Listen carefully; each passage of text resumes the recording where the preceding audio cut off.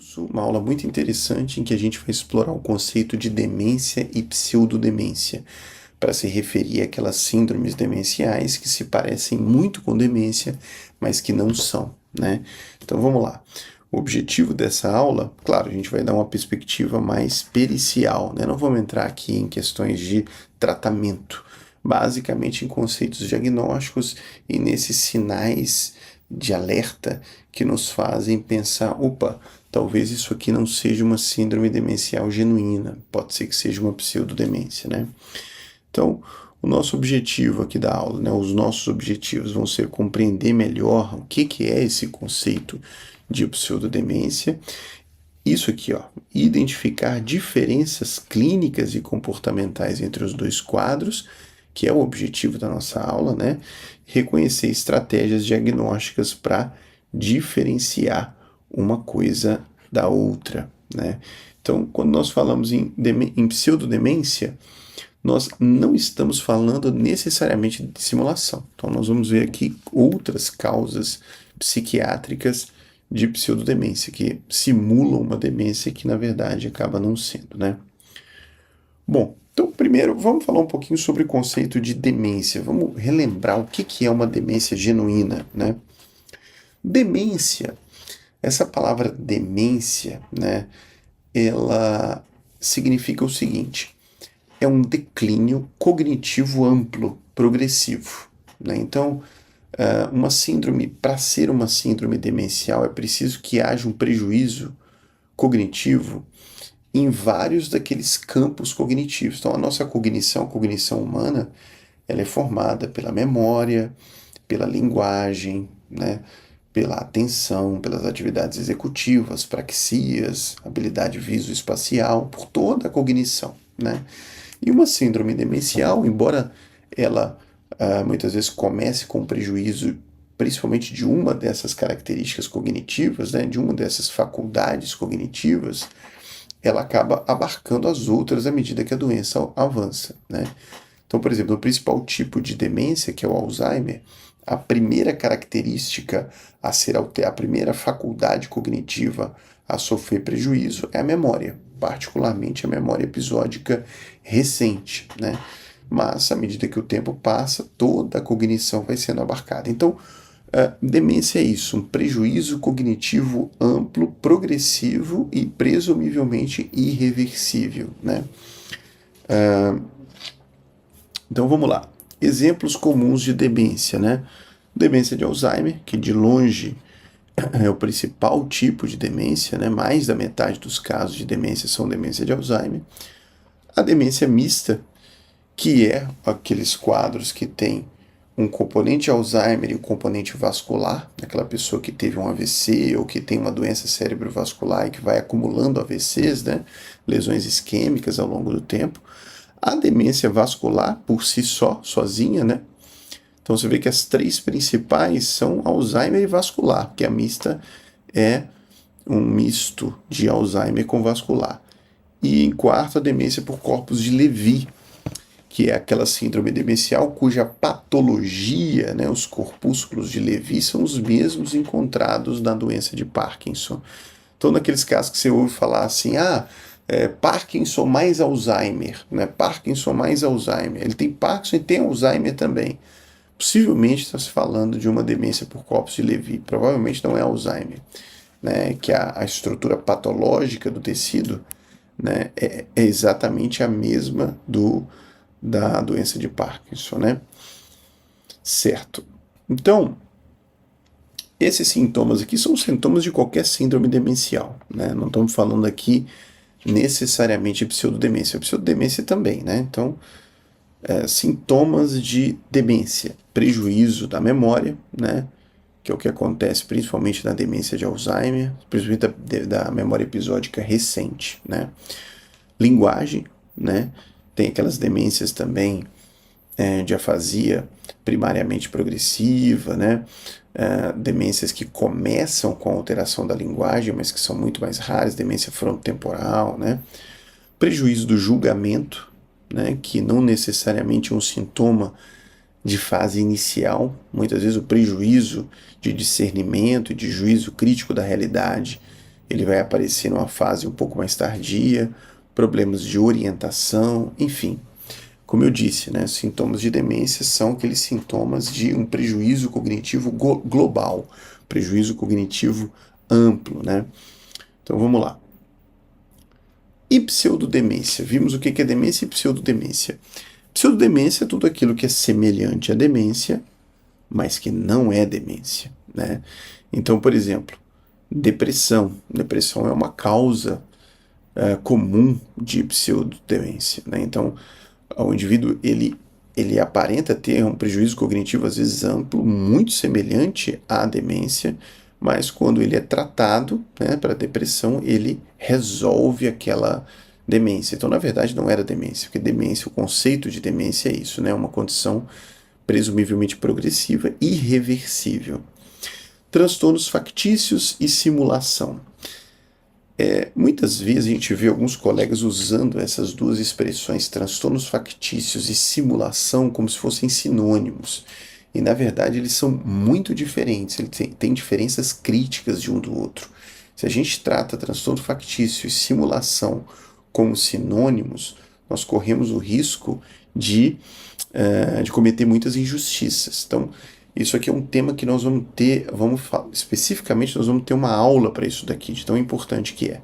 Mas também são causas de pseudodemência. Então, basicamente, as causas de pseudodemência são transtornos psiquiátricos, né? Falei com vocês que aquele outro conceito de pseudodemência, né, que inclui ali aquelas alterações bioquímicas, metabólicas, infecciosas, eles acabam, nessa perspectiva do Kaplan, caindo no caso de demência genuína mesmo, né? Então aqui nós estamos falando basicamente de quadros neuropsiquiátricos. As causas de transtornos de pseudodemência são causas psiquiátricas, né? E os sintomas são basicamente os mesmos, né? Não será pelos sintomas que nós vamos separar demência de pseudodemência, né? Os sintomas é o lobo em pele de cordeiro, vamos dizer assim, né? Quando você olha para um lobo em pele de cordeiro, o que você vê? O cordeiro, né? Se a pele é de cordeiro, eu vou ver o cordeiro. Então, sintomas de pseudodemência também envolvem queixa de memória, lentidão cognitiva, né? Falta de concentração, que são as mesmas queixas de demência genuína, né? Tá, então como é que eu separo as duas? Esse quadro aqui, ele vai ser o principal da nossa aula, né?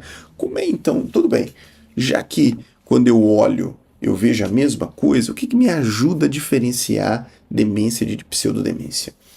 Gente, demência é uma condição de curso insidioso, né? Então, quando a gente tem um quadro demencial, a gente não tem um início súbito. Com as demências vasculares, cada episódio de AVC ele tem um início súbito, mas a síndrome demencial vai se formando ao longo do tempo, à medida em que a pessoa vai acumulando episódios de AVC, né? Já na pseudodemência, você costuma identificar o início um pouco mais abrupto, um pouco mais súbito, né? Na história clínica, quando você vai entrevistar uma pessoa, né, ou a família de uma pessoa, né, com uma síndrome demencial genuína, é muito difícil essas pessoas encontrarem um marcador cronológico, sabe? Começou depois de tal coisa. Isso é muito difícil. Claro, não é impossível, né? Porque a gente sabe que tem alguns eventos de vida que podem gatilhar uma aceleração do processo demencial, como o luto, por exemplo. Porém, isso é exceção. A regra é que o início seja insidioso, né? Então, vocês obviamente não vão pegar nenhuma dessas características aqui isoladamente. O ideal é que a gente analise o conjunto, o cenário, né? O curso de uma demência é um curso progressivo. Então, quando a gente está entrevistando um caso em que se suspeita que é uma pseudodemência, você costuma ver muito o curso flutuante. O que é o curso flutuante? Uma vez eu estava vendo um caso, né, que estava me deixando... Tem casos que são desafiadores. Nem todo caso que você está desconfiando que possa ter uma simulação ele se apresenta assim para você nítido, né? Claro, existem situações que podem ser muito desafiadoras. E aí, eu notei que na história clínica ali, parecia que o familiar estava falando de momentos em que aquela pessoa ficava com a linguagem normal. E esse caso que eu estou lembrando aqui não é um caso de simulação, era um caso de transtorno factício. Depois nós vamos separar bem o que é transtorno factício e o que é simulação. Mas essa pessoa, né, tinha lá um prejuízo de linguagem bem específico e eu estava muito em dúvida. Eu falei, puxa, o que será isso aqui, né? Os transtornos factícios, como eles não são simulação, eles são mais difíceis de você identificar. Só que na história clínica tinha uma coisa que chamava muita atenção. Aquela pessoa que estava ali com aquele prejuízo da linguagem, ela às vezes tinha períodos em que a linguagem voltava ao normal e depois alterava de novo. Opa, isso não acontece em uma síndrome demencial genuína. Né? Episódios, lacunas, hiatos no tempo em que a pessoa volta para sua linha cognitiva basal e depois piora de novo, né? O que a gente chama de curso flutuante. Isso não acontece, pessoal. Né? Então, se isso se apresenta assim flutuante na história, a gente desconfia muito que a gente pode estar diante de um caso de pseudodemência. Esforço, né? No caso de uma demência genuína, um prejuízo cognitivo genuíno, a pessoa tende a minimizar os sintomas e a família.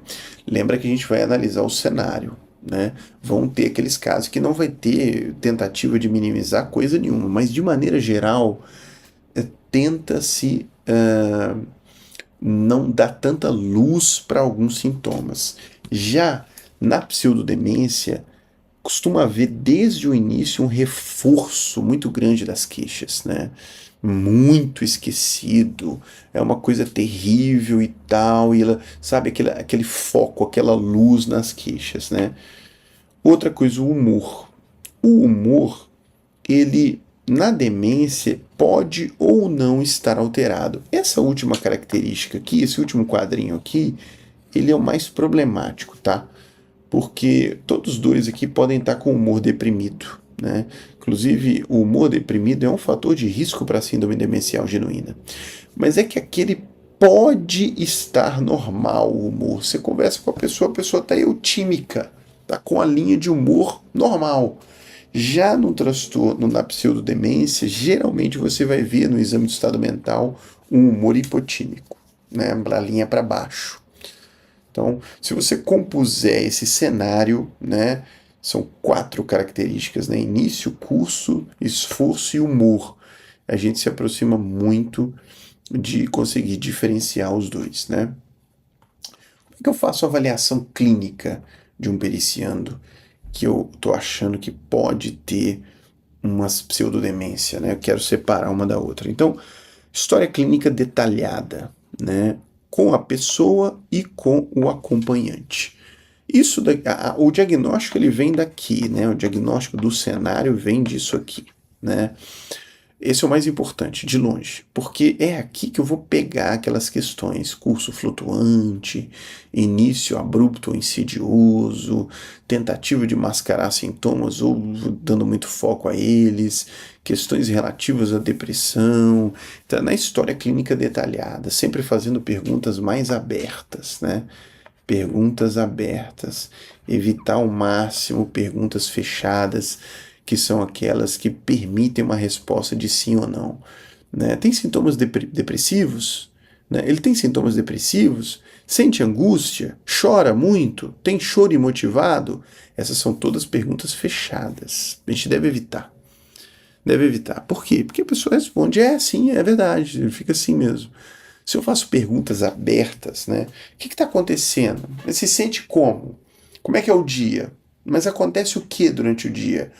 Quais são os sintomas? Sente o que? Fala o que? Como é que é? Isso é muito diferente.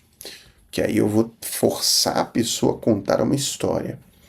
Né? E para contar uma história com pé e cabeça, né? Com cabeça e pé, uma história coerente.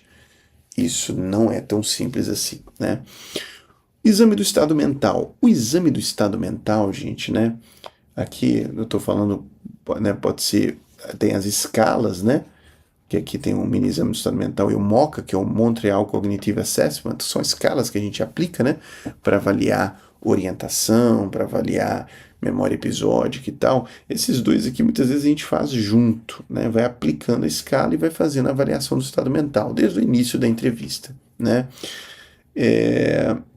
Ajuda muito, claro, mas quando você usa, por exemplo, um mini exame do estado mental num ambiente de perícia, que é um exame, né, uma escala que depende muito da cooperação da pessoa, o que você está querendo ver mesmo não é a pontuação.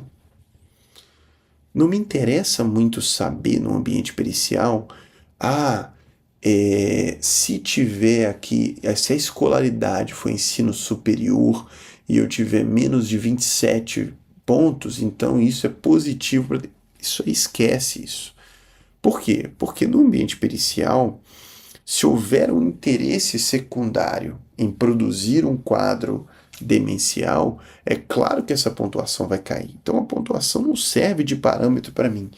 Eu vou tentar ver outras coisas ao tentar aplicar o ministro do estado mental. Eu vou tentar ver essas coisas aqui, ó. Esforço, por exemplo, ó. Geralmente, quando você tem um quadro de pseudodemência, né, não há um esforço ali para tentar acertar, não há, se você não tem assim uma tentativa de processamento cognitivo, o que você tem é um conjunto de negativas aqui. Não sei. Que dia é hoje? Não sei. Inclusive esse não sei costuma aparecer prontamente. Porque tem o não sei mesmo da pessoa desistir. Mas, por exemplo, que dia é hoje? Isso eu nunca sei. Poxa, essa resposta é muito estranha. Que dia é hoje? Eu nunca sei o dia. Uma pessoa com síndrome demencial não responde assim. Então, ela responde geralmente ou ela tenta, ou ela desiste, mas ela não vai te responder assim. Principalmente se a resposta for pronta, aí realmente não parece demência, não. Posso aplicar escalas de humor, né, para fazer triagem de sintomas de depressão, porém, cai no mesmo problema aqui, né? Essas perguntas aqui, elas não vão me servir bem para no final eu usar a escala como triagem para eu ver se tem depressão ou não. Eu quero mais ver como que a pessoa se comporta, o que que ela vai dizer em relação àqueles elementos de escala que eu estou perguntando. Né? Tem pensamentos negativos? Poxa, é uma pergunta fechada, né? Sim, tem. Então não me ajuda muito. Então, eu estou querendo saber como é que ela vai contar, que tipo de pensamentos são isso, como é que acontecem esses pensamentos, entendeu? Então eu vou usar os elementos da escala para fazer perguntas abertas.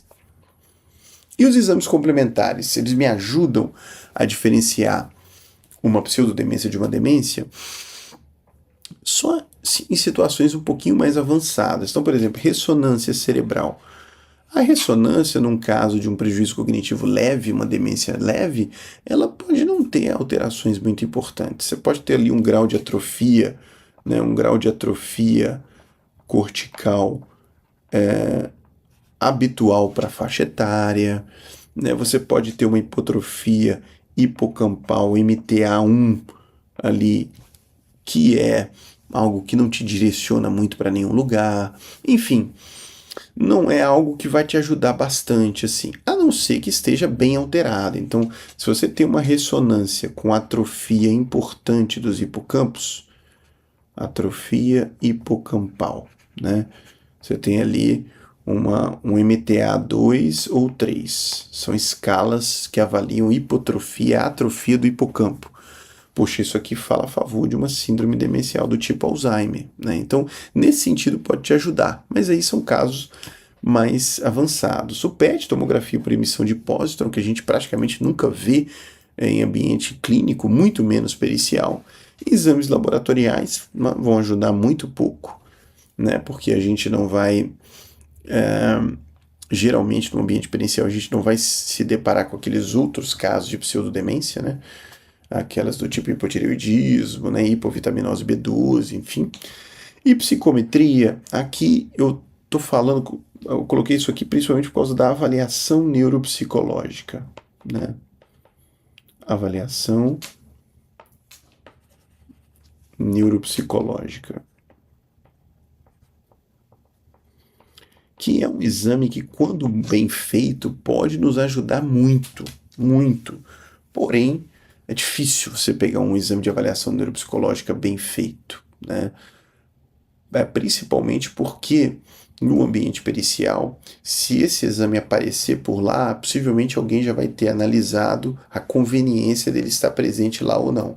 Mas uma avaliação neuropsicológica bem feita, ela vai pegar um caso, por exemplo, de pseudodemência, né? Para o neuropsicólogo, aplicando os testes ali, vai ser muito fácil diferenciar. Só que é um exame com variação interexaminador enorme, muito grande, né? Então, avaliação neuropsicológica altamente dependente do avaliador. Então, eu vou levar em consideração esse exame? Claro, vou levar, mas ele não será algo crítico para me ajudar a diferenciar entre uma coisa e outra. Então, basicamente, o que vai me ajudar a diferenciar? É esse quadrinho aqui, ó. Esse quadrinho é o quadrinho da aula, né? Quando a gente juntar essa aula com a aula de simulação transtorno factício, separando uma coisa e outra, vai ficar melhor inteligível a aplicabilidade disso daqui, né? Porque aí, quando eu enxergar isso aqui, nem sempre eu vou poder inferir simulação, né? Eu posso estar diante, por exemplo, de um transtorno factício.